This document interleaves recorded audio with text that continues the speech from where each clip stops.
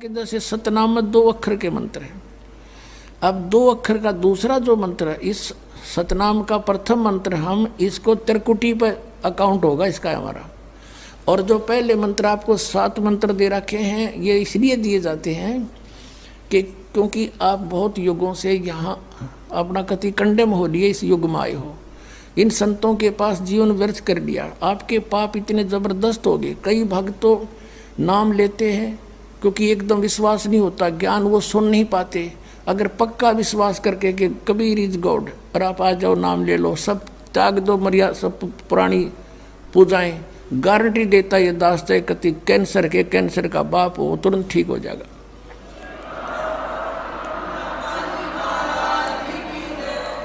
हम मार इसलिए खवा दी काल ने कि ये हमारे विश्वास ना होने देता कबीर इज गॉड, और जब तक ये नहीं होगा इतना मालिक सारा पूरा दे नहीं सकता।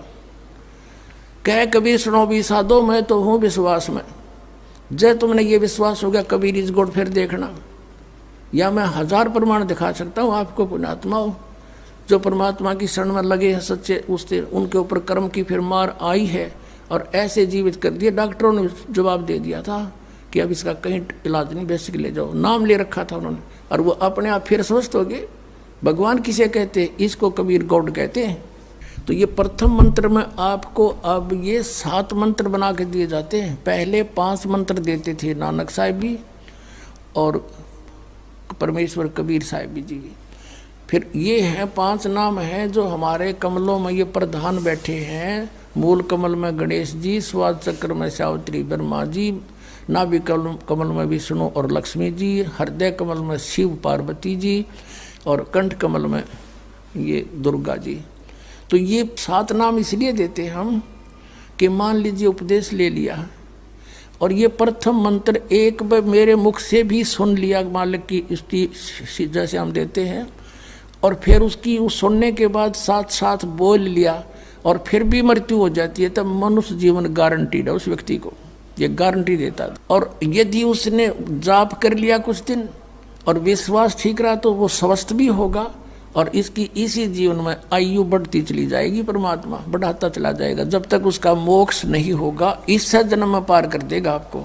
तो इसलिए ये 7 मंत्र दिए जाते हैं। ये पहले वाला लास्ट वाला मंत्र आपको जन्म दिवाओगा तुरंत, मनुष्य जीवन का गारंटीड है, मृत्यु भी हो जाएगी। पुण्यात्मा इसलिए मान लीजिए किसी का कोई बीमार है, या 80% व्यक्ति दुखी आए हुए, और जो विश्वास कर लेता उनको गारंटीड बात पूछ लो, यहाँ लाखों बैठे होंगे, आ जाते हैं, सुनते रहना और सब स्वस्थ हो जाते हैं। तो ये वो परमात्मा है। तो इसलिए प्रथम मंत्र जो आपको दिए जाते हैं, इनमें ये 2 मंत्र अब कंपलसरी थे, पहले नहीं थे ये। तो इसलिए परमात्मा ने कंप्लीट कोर्स बना करके गरीबदास जी के माध्यम से हमारे तक पहुंचाया है। और जैसे आप जी किसी का जैसे विदेश गए हो, स्वदेश आना है, वहाँ आपने कोई कारोबार शुरू कर रखा है, कोई फैक्ट्री वगैरह लगा रखी है और आपका ठीक से काम चला नहीं, आपका बिजली का कनेक्शन कट गया, टेलीफोन कनेक्शन कट गया, पानी का कनेक्शन कट गया, गैस कनेक्शन कट गया, पैसे बने नहीं, तो आप कंडम हो गए। और वहाँ कोई ऐसा प्रभावशाली व्यक्ति आपको मिल जावे, सरकार को गारंटर बने कि भाई तुम इनका चालू करो कनेक्शन, मैं गारंटर बनता हूँ, और फिर उसको कहेगा भी जो पैसे तो देगा यही तेरे कर्जा उतारेगा, नहीं तो फिर काट दियो ना, देते की बात है। तो ऐसे ये दास आपका गारंटर बनता है और आपके सब कनेक्शन चालू करवाता है, लेकिन इनकी मजदूरी करके ये देने पड़ेंगे, तुमने कर्जा आप उतारना पड़ेगा। और परमात्मा जो है कुछ अपने कोटे से भी आपको पैसे देता, क्योंकि आप चला ही नहीं सकते अपनी फैक्ट्री को बगैर थोड़ा बहुत और सारा ना मिल रहा कहीं से, तो वो बगैर आपके वैसे सब्सिडी समझ लो ऐसे देता है। तो परमात्मा पहले आपको सब्सिडी देता है जिससे आप अपना काम चलाओ और फिर डट कर भक्ति करो, मर्यादा में रहो, आप धनी हो जाओगे, बहुत शीघ्र धनी हो जाओगे। बहुत कीमत है इन मंत्रों की। इन भगवानों के जो 5 प्रधानों से आपने मुक्त होना है, त्रिकुटी पर जब जा सको हो उस समय पहुंच पाओगे जब इनसे आप अपना नो डू सर्टिफिकेट ले लोगे। अब ये मंत्र जो 2 मंत्र फर्स्ट और लास्ट है इन 7 मंत्रों में, इसके साथ मिलने से ये मंत्र जो प्रथम जाप आप करते हो, इनका ऋण मुक्त हो जाने के बाद भी कुछ आपकी कमाई यदि बचगी तो इन 2 मंत्रों के प्रभाव से ये कन्वर्ट हो जाएगी आपकी सतलोक चालन वालिया में, इनमें से बच भी गई तय। और फिर जब आप यहाँ से प्रस्थान करोगे तो आपका अकाउंट, अब ये कहते हैं राधा स्वामी धन धन सतगुरु वाले, ये जय गुरुदेव वाले कहते हैं हमारे गुरुजी तो कहते हैं हम तो सीधे त्रिकुटी से चलते हैं। यहाँ बताते हैं त्रिकुटी यहाँ नहीं है, त्रिकुटी इसके पीछे बैक में है, यहाँ पर जो नीचे से सारा ये तंत्र साथ मिला हुआ आता है, यहाँ है पीछे। ये कहते हैं हमने ना तो वेदों की आवश्यकता, ना किताबों किसी और, ना हम गीता को मानते, ये भी तो किसी ने लिखी है। और हम तो सीधे त्रिकुटी से प्रारंभ करते हैं अपना रास्ता, त्रिकुटी से, उसका किसी ने नहीं पता। ये सारे ऋषि महर्षि त्रिकुटी माथा मारा करते और उन्हें खक नहीं पाया आज तक। त्रिकुटी से तो बहुत आगे जाना हमने, और त्रिकुटी पर जाना कोई बालकों का खेल है, कोई बरवाले का बस स्टैंड है, चाहे पैदल पहुंच जाओ चाहे रिक्शा में बैठ कर पहुंच जाओ। त्रिकुटी इज द इंटरनेशनल एयरपोर्ट, त्रिकुटी अंतर्राष्ट्रीय हवाई अड्डा जानो। और वहाँ वही व्यक्ति जाता, सैर सपट्टे तो कोई धक्के खाएं जाओड़ा क्या फ़ायदा होगा, उसने देख भी और आ जाओ उल्टा, क्या फ़ायदा उसका। वहाँ पर केवल वही व्यक्ति जाता है जो पहले टारगेट बना चुका होता है, और उस जिस देश में जाना है उसका पासपोर्ट और यहाँ की सरकार से नो ड्यू सर्टिफिकेट, और तब वो उस इंटरनेशनल एयरपोर्ट पर जाकर कुछ लाभ उठा सकता है। तो वहाँ से फिर आगे कैसे जाएंगे, उस त्रिकुटी पर पहुँचने के लिए तो सारा झंझट है, उस पर जाए पता फिर आप पे काम बन गया। तो त्रिकुटी पर जाने से पहले हमने इन भगवानों से नो ड्यू सर्टिफिकेट लेने पड़ेंगे।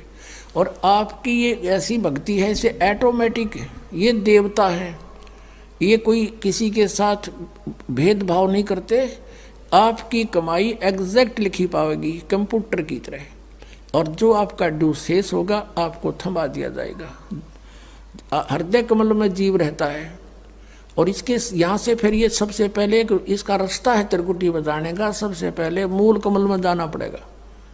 मूल कमल से फिर सीधा रास्ता बनता है त्रिकुटी तक जाने का। उससे पहले गणेश जी के लोक में से गुजरना पड़ेगा, उसका एक जैसे बैरियर होते हैं प्रत्येक बॉर्डर पे, यहाँ ऐसे बैरियर हैं।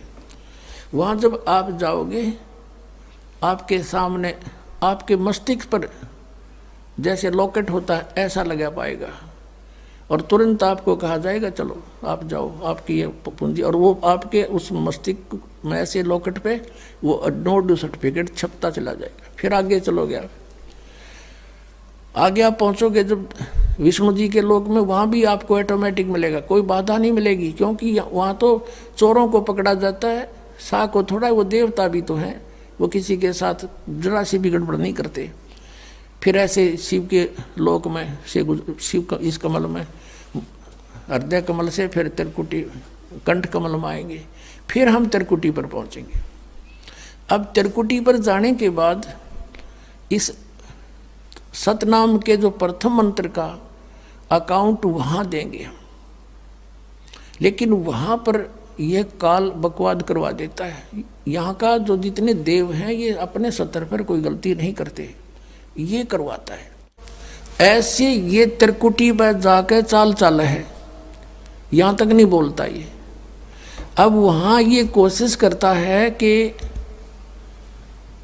इसको यहाँ उलझा दूँ, उससे पहले बहुत सी ऐसी बहुत से वहाँ पर त्रिकुटी तो एक बहुत बड़ा सांग है, बहुत बड़ा प्लेटफार्म है, और वहाँ पर कहीं पर डांस हो रहे हैं, कहीं पर दुकानें लगी हैं, औरतें खड़ी हैं नाच रही हैं, कोई अर्धनग्न शरीर में खड़ी हैं, और बहुत से वैसे सुंदर सुंदर खड़े हाथी सजे हुए। तो ये जीव वहाँ जाकर बिचल जाता है। सब ये नकली गुरु भी वहीं खड़े हैं, नकली गुरुओं का रूप बनाकर तो काल आता है, और अपने असली गुरु का रूप बनाकर परमात्मा आते। इस दास के रूप में आपको त्रिकुटी पर उपलब्ध होंगे परमात्मा। तो वहाँ क्या होगा कि कई बार ये काल भी परमात्मा यानी असली गुरु का रूप बनाकर खड़ा हो जाता है।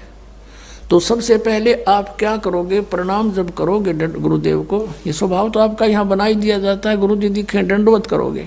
दंडवत करते समय एक सतनाम का सुमरण अवश्य करना होता है। 1 सेकंड, ये 10 सेकंड मुश्किल से लगती है। श्वास उस श्वास का सिमरण करें प्रणाम करते समय, और उठकर जब देखोगे यदि परमात्मा होंगे तो एज इट इज पाओगे, और जब काल होगा दास के रूप में तो उसका स्वरूप बदला पाओगा, ऊपर का कपड़ा हटा पाओगा, उसका असली सूरत मिल जाएगी, तो आप वहाँ से बच जाओगे। अब फिर क्या होगा कि फिर तुम जैसे यहाँ आप देखते हो गुरु जी आगे सारे पीछे पीछे हो लेते हो, तो वहाँ जब मृत्यु होगी आपको सपना सा दिखेगा। जैसे आप किसी ऑफिस में गए हो किसी कामवश, और वहाँ आपका काम फटाफट होता जा रहा है, नहीं होता है तो आप दुखी हो रहे हो, बार बार बैठ कर रो रहे हो, तो ऐसे ही चलेगा वो। तो वहाँ जाते ही जब आपको गुरुजी दिखेंगे, आप एकदम इसी स्वभाव से जो आपकी यहाँ रिहर्सल हो रही है, आपके अंदर जो आस्था कसक पैदा हो रही है, ये वहाँ काम आवेगी आपके।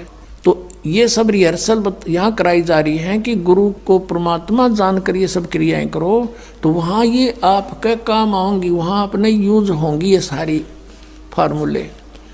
तो जब आपको ये पक्का हो गया कि ये है गुरुजी, फिर आपको लेकर के धर्मराज के दरबार में परमात्मा जाएंगे इस दास के रूप में, और धर्मराज से कहेंगे जी इसका हिसाब कर दो, भगवान का आदेश है, आप लो अपना ये एक इसकी कमाई जो तुम्हारे सतर की वो प्राप्त करो।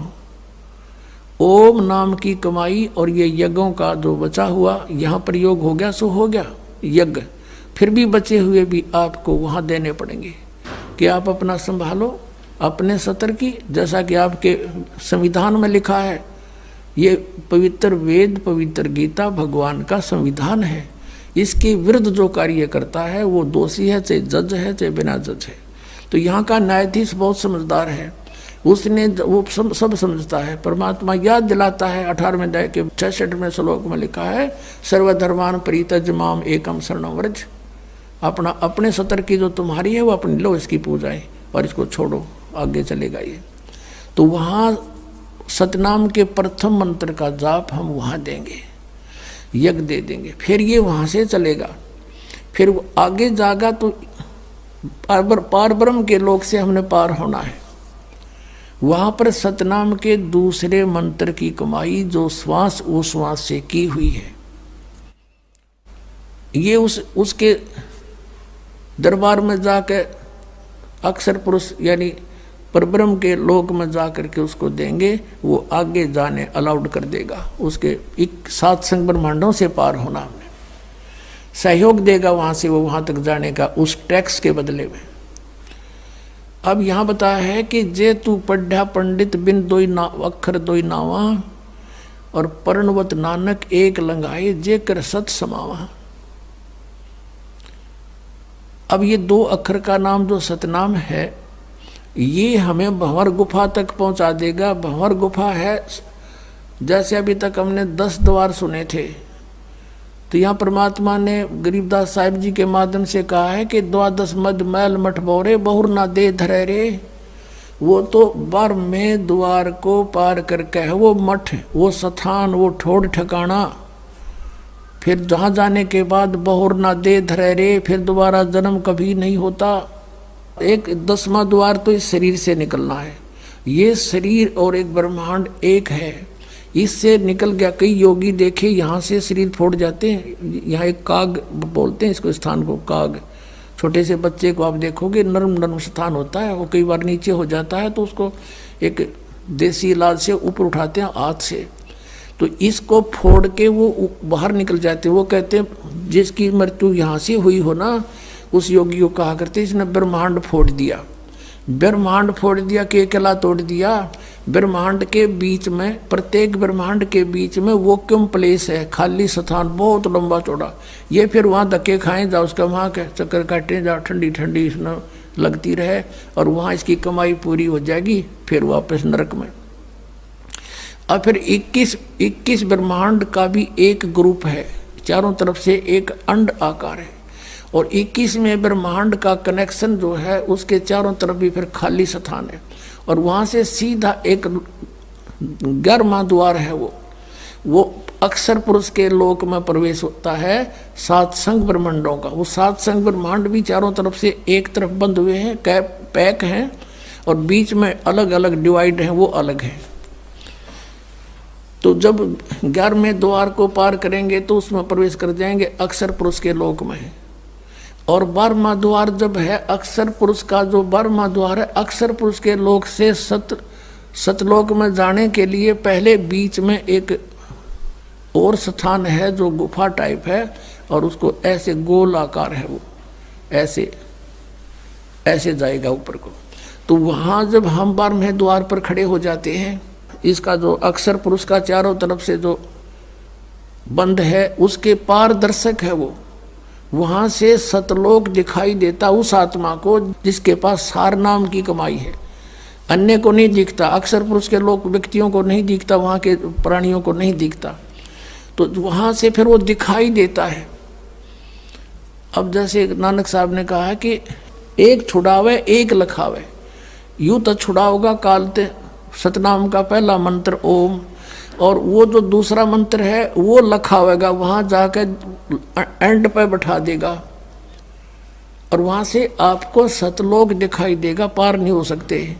सार नाम है जिसके पास, तो फिर वो आगे उस भंवर गुफा से पार करके और फिर आपको 12वां द्वार पार करके तब परमात्मा का वो मठ है, वो स्थान है, सतलोक है, जहाँ जाने के बाद साधक फिर लौट के कभी संसार में नहीं आते।